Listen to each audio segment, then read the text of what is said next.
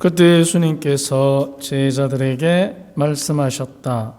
너희는 스스로 조심하여 방탕과 만취와 일상의 근심으로 너희 마음이 물러지는 일이 없게 하여라. 그리고 그날이 너희를 빛처럼 갑자기 덮치지 않게 하여라. 그날은 온 땅 위에 사는 모든 사람에게 들이닥칠 것이다. 너희는 앞으로 일어날 이 모든 일에서 벗어나 사람의 아들 앞에 설 수 있는 힘을 지니도록 늘 깨어 기도하여라. 주님의 말씀입니다.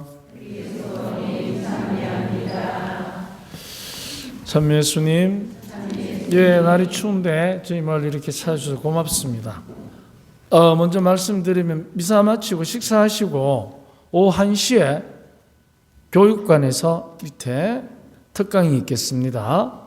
신청하신 분들, 신청하지 않으신 분들도 이제 특강 들으실 분은 밑에 교육관으로 강의실로 오시면 되겠습니다. 자, 우리가 내일부터 이제 대림절이 오늘 저녁부터 시작이 되는데 주님께서 우리에게 오늘 복음에 보면 분명하게 말씀하십니다. 깨어 기도하여라. 그러면 깨어 기도하는 게 어떤 것일까? 그것을 주님께서 조목조목 오늘 복음에서 설명해 줍니다. 첫째, 방탕과 만취. 방탕과 만취. 우리가 이제 만취를 가면 술을 쉽게 여러분 떠올리시는데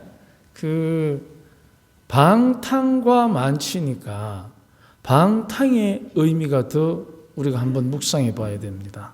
방탕이라는 게 무엇일까? 어떻게 생각하세요? 방탕이 어떤 생활이에요?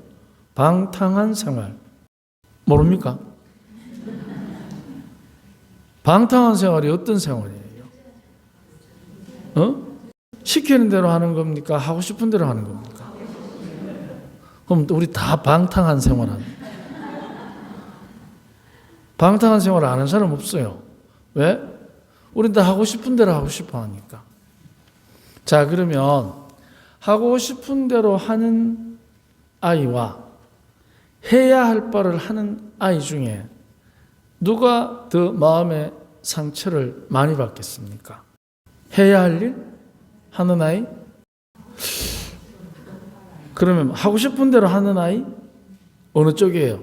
전자, 후자. 손 한번 들어봅시다. 사람들이. 선택을 잘해야 돼. 양자택일 해야 돼요. 자, 하고 싶은 대로 하는 아이가 상처를 많이 받는다. 손 한번 들어보십시오. 그러면 자기가 하고 싶은 대로, 그지? 그럼 해야 할 바를 하는 아이가 상처를 많이 받는다. 어느 쪽이에요? 그러면은 안 듣는 사람 뭐라? 못 알아들었나? 한번 더 해줄까? 손 안 드는 사람은 내가 의뢰하다는 표시라. 왜? 못 알아들었다는 거니까. 한 번 더 해봅시다. 자, 1번. 하고 싶은 대로 하는 아이가 상처를 많이 받는다.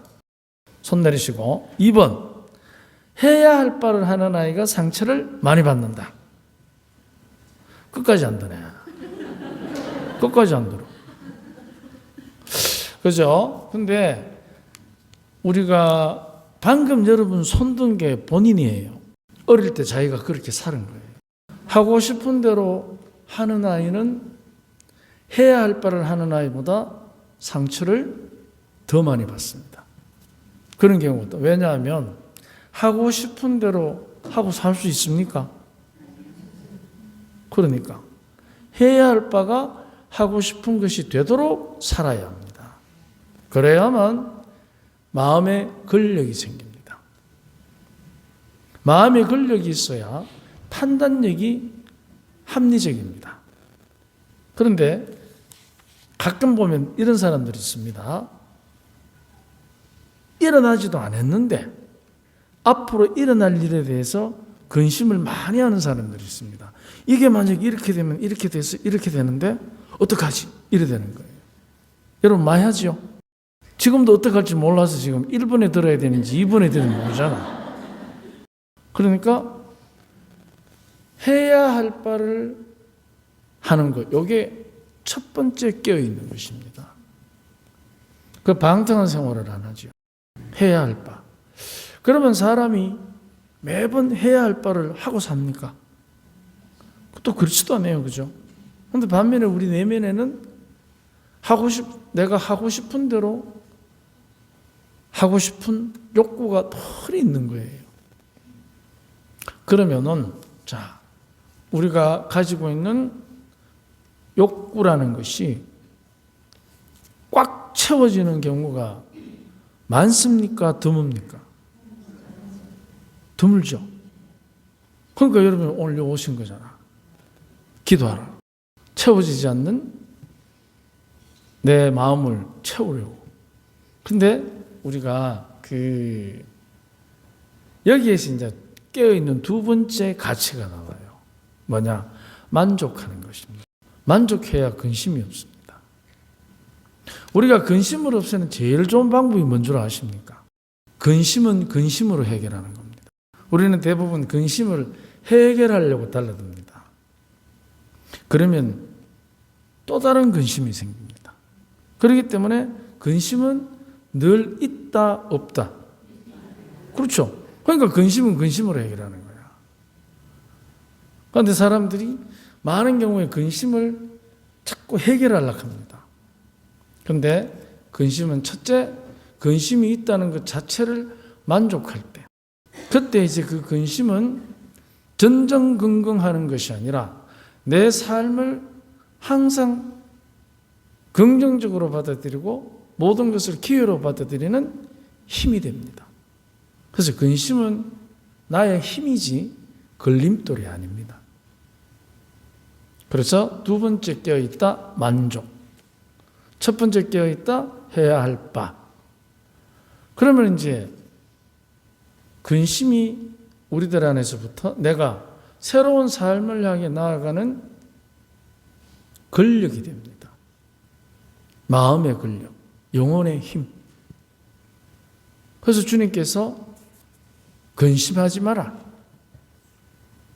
그게 이제 왜 깨어서 기도하는데 깨어있다는 것이 어떤 의미냐? 근심하지 말라는 겁니다. 근심. 근심을 우리가 해결하기 위해서 많은 생각들을 할 것입니다. 그런데 주님께서 분명히 가셨습니다. 깨어 뭐라 하라고? 그렇지. 근심하지 말고 기도하십시오. 그런데 우리는 근심을 먼저 합니다. 그래서 근심거리를 가지고 기도를 하니까 기도가 됩니까? 안 됩니까? 그러면 근심이 기도를 방해하는 거예요. 그래서 분심이 들잖아요. 그러니까 기도부터 해야 됩니다. 순서가 틀린 거예요. 근심하고 기도하니까 어떻게 됩니까? 분심이 들어. 그 근심 때문에. 그러면 기도부터 먼저 하면 근심이 영혼의 근력이 됩니다. 힘. 그래서 우리가 해야 할 바를 계속해서 행하는 마음의 용기는 바로 우리들이 이제 만족할 때 근심을 해결하는 게 아니고 근심을 긍정의 힘으로 바꾸고 그리고 내 안에서 해야 할 바를 향한 용기가 계속해서 샘솟게 하는 것입니다. 그게 바로 뭐냐면 기도를 훈련하는 목적입니다. 매일 우리가 묵주기도 5단 하는 사람하고 일주일에 한 번 5단 하는 사람하고 과연 세상을 살아가는 데 있어서 하느님 안에서 성모님 품에서 모든 문제들을 바라보는 사람과 세상 근심 안에서 하느님과 예수님, 성모님을 바라보는 사람과 과연 똑같은 근심이 찾아왔을 때 누가 더 해야 할 바를 하고 그 근심이 있다는 사실 자체로 만족할 수 있겠습니까? 기도하는 사람입니다. 그래서 어떠한 형태가 됐든 기도하십시오. 언제든지 기도하십시오. 그러면 그 기도의 힘이 내 안에서부터 근심을 삶의 기회로 바꾸는 힘을 줄 것입니다. 그러면 자연스럽게 해야 할 바에 충실하고, 해야 할 바에 충실하니까 만족스럽잖아요. 그래서 평소에 기도를 통해서 해야 할 바와 만족하는 마음의 힘을 얻을 때, 그때 모든 근심은 그냥 근심으로 끝나는 게 아니고 그게 새로운 삶의 기회로 역전된다는 것을 꼭 기억하십시오. 그래서 깨어 기도할 때 바로 그때 주님께서 성령을 통해서 우리에게 주시려는 참된 삶의 지혜, 그게 바로 내 인생의 가장 큰 축복이 되는 것입니다. 왜? 만족하고 해야 할 바에 충실하기 때문에. 사실 우리가 살면서 해야 할 바에 충실하면 근심도 어떻게 보면 또 하나의 내 인생의 한 축이지 않습니까? 근데 그거를 예를 들어서 빼버리면 축이 흔들리니까 내 삶이 흔들리는 거죠. 그런데 근심을 내 삶의 한 축으로 딱 끌어놔 버리는 거예요. 그러면 그게 기도 중에 이제 내 안에서부터 근심이 있다는 자체가 만족스러워지기 시작합니다.